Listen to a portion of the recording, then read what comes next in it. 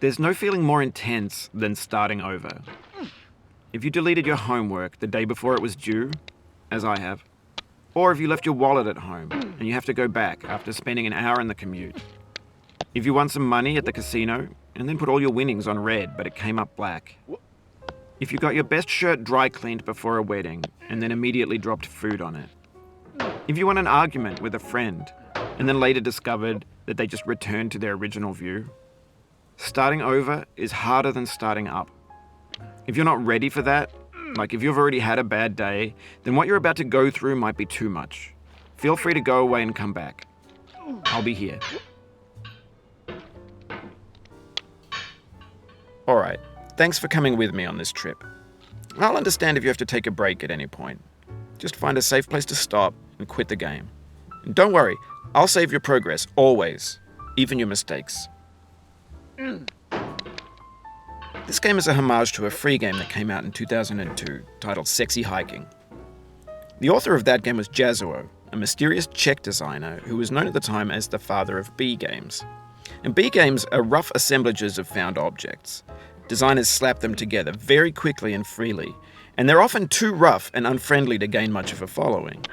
They're built more for the joy of building them than as polished products. In a certain way, Sexy Hiking is the perfect embodiment of a B game. It's built almost entirely out of found and recycled parts, and it's one of the most unusual and unfriendly games of its time. In it, your task is simply to drag yourself up a mountain with a hammer. And that act of climbing, in the digital world or in real life, has certain essential properties that give the game its flavor. No amount of forward progress is guaranteed.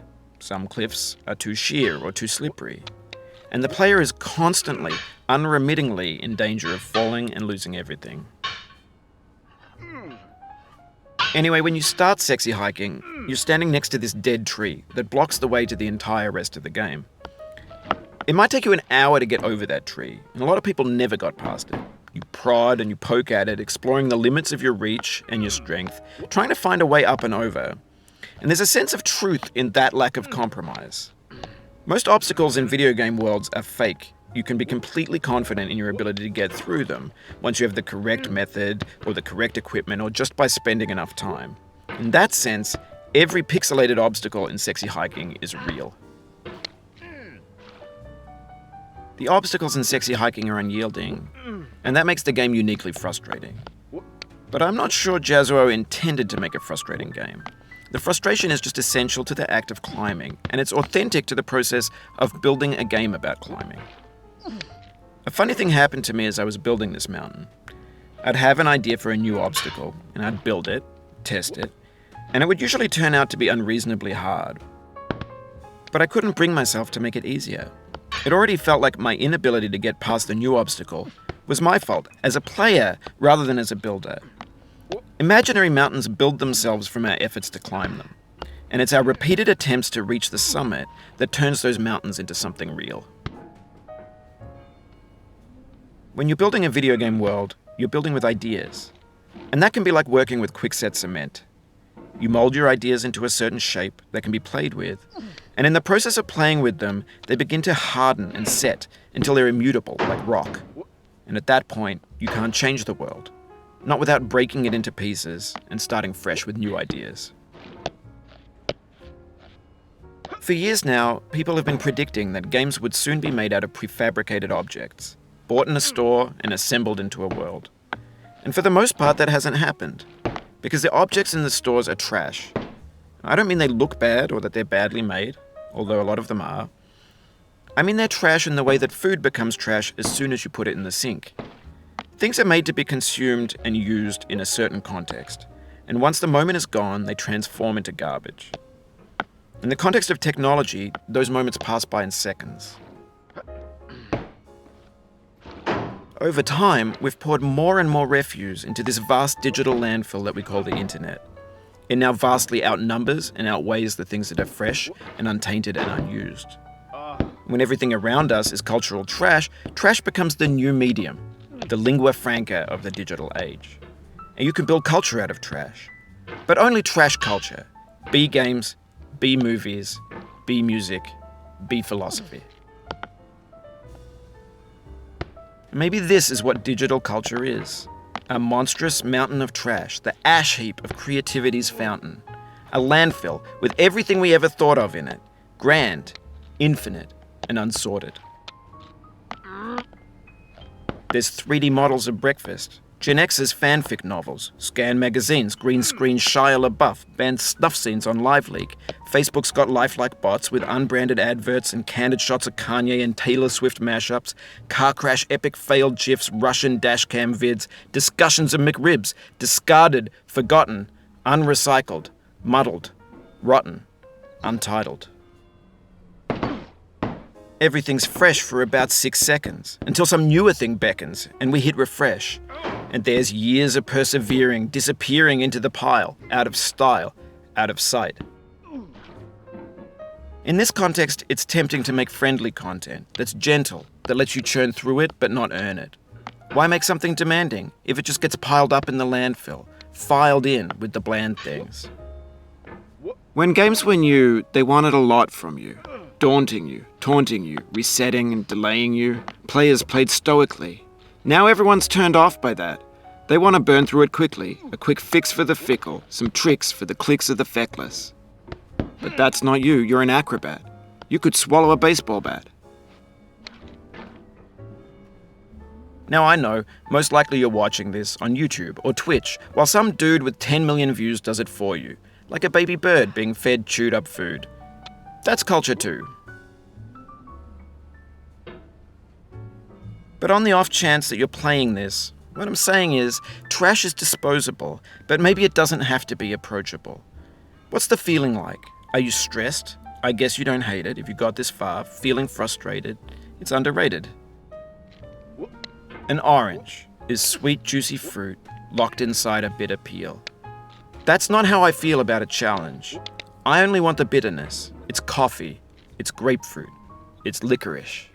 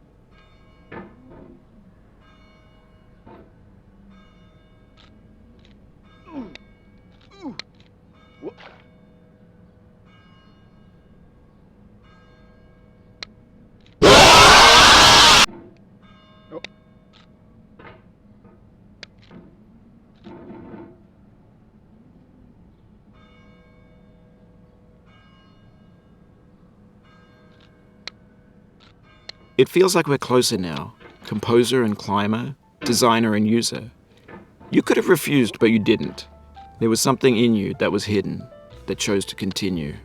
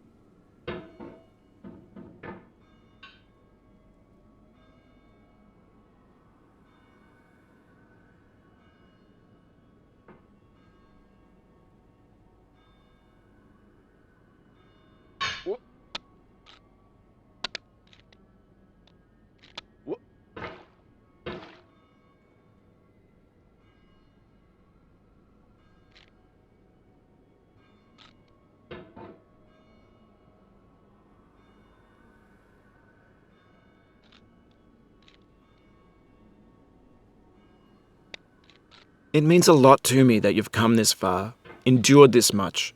Every wisecrack, every insensitivity, every setback you've forgiven me is a kingly gift that you've given me.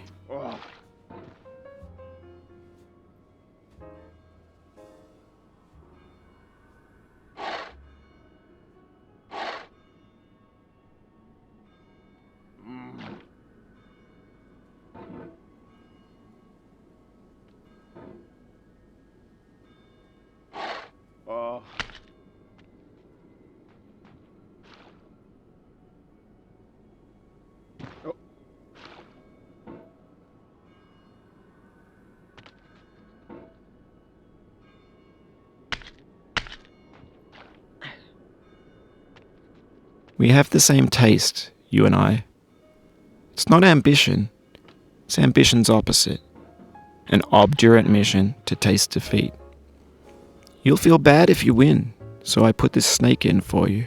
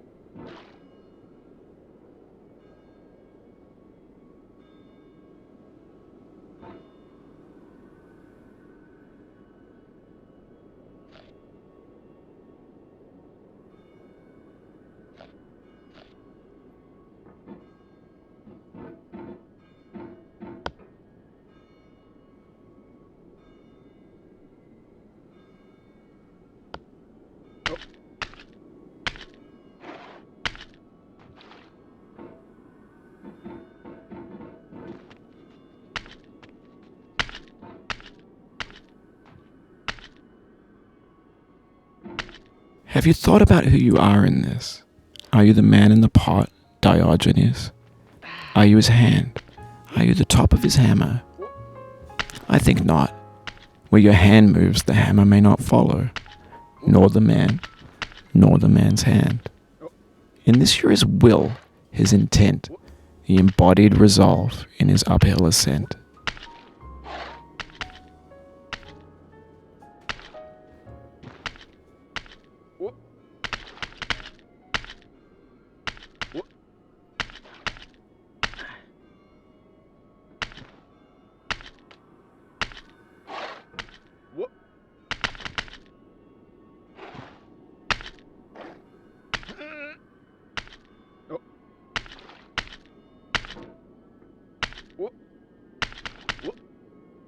The first time you got here, you thought you were safe.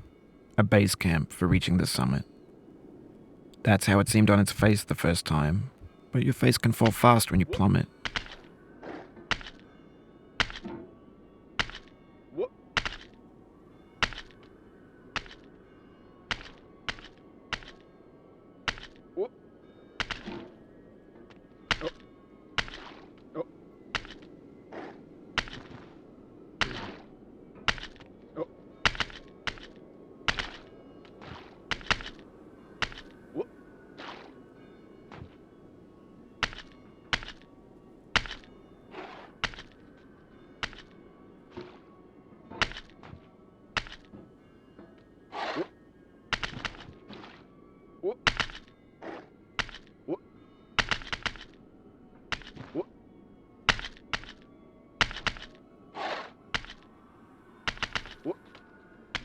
Oh, you just lost a lot of progress.